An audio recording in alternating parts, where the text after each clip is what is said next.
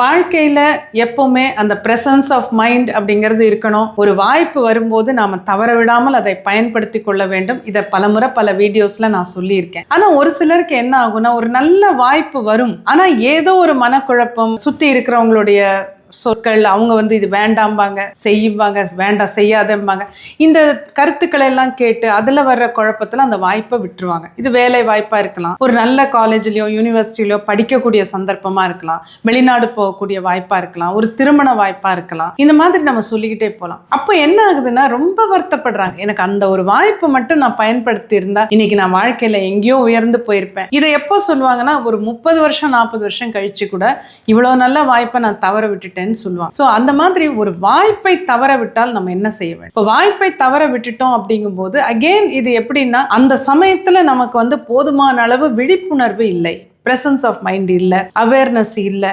So நம்ம அந்த குழப்பத்திலே இருக்கும்போது நம்ம தவற விட்டுட்டோம்.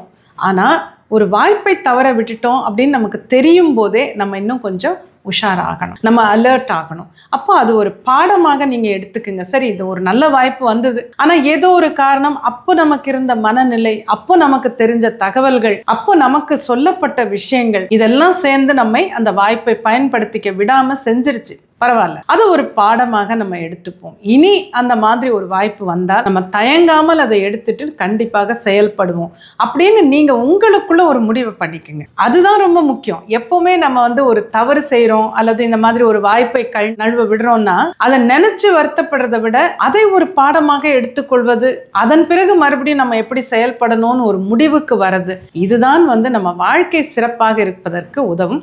அதனால எந்த வாய்ப்பை நீங்க தவற விட்டிருந்தாலும் கவலைப்படாதீங்க. இனி வரும் வாய்ப்புகளை தவற விடாமல் பயன்படுத்திக் கொள்வேன் அப்படின்னு சொல்லிக்கங்க. அதுதான் தேவை.